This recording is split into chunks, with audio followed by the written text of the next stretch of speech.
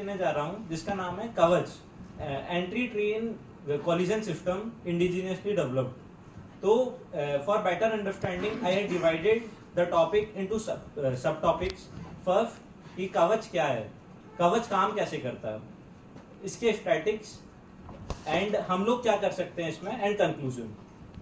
अब कवच जो है इंडिजिनियसली डेवलप्ड, इंडिया में ही मेक इन इंडिया इनिशिएटिव के अंदर इंडियन रेलवे ने डेवलप किया है। ये एंटी ट्रेन कोलिजन सिस्टम है जिसमें हम लोग RFID टेक्नोलॉजीज का यूज करते हैं। Now what is RFID technology? Radio frequency identification. हम लोगों ने जो टोल टैक्स कटता है कार में देखा होगा, फास्टैग लगा होता है, तो उसमें क्या होता है, हम लोग टैग लगा के रखते हैं एंड रीडर आता है, वो स्कैन करता है। सेम हम लोग यहाँ भी कर रहे हैं। लोकोमोटिव में we are using it as a reader. जो एक लोकोमोटिव है उसको बनाने की कॉस्ट 50 to 60 lakhs ऊपर से ऐड हो जाती है। एंड हर किलोमीटर्स में RFID टैग्स लगे होते हैं जिसको जो हमारा लोकोमोटिव है वो स्कैन करता है।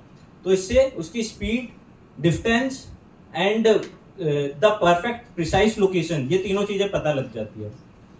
फॉर एग्जाम्पल, अगर एक ही सेम ट्रेन में ह्यूमन एरर की वजह से दो ट्रेन्स आपस में आमने सामने आ रही है, तो because of this RFID automatic breaking भी अप्लाई हो सकती है। सेकेंड थिंग, अगर रेड लाइट जंप करती है ट्रेन तो भी इसका यूज हो सकता है। अगर ओवर स्पीडिंग हो रही है तो भी सेम टेक्नोलॉजी का यूज हो सकता है। इसके बाद अगर स्टैटिक्स की बात की जाए तो इंडियन रेलवेज ने 2500 किलोमीटर पे पहले ये जो कवर सिस्टम है वो इंस्टॉल कर दिया है।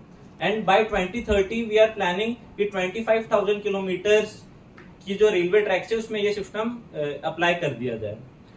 एक सोचने वाली बात ये भी है कि इंडिया का जो रेल नेटवर्क है वो 1.35 लाख किलोमीटर्स का है, तो सिर्फ 25,000 ही क्यों? क्योंकि पहले हम जो बिजिएस्ट रूट्स हैं उन्हें पहले कवर करना चाह रहे हैं। Now coming to next sub topic, what we can do.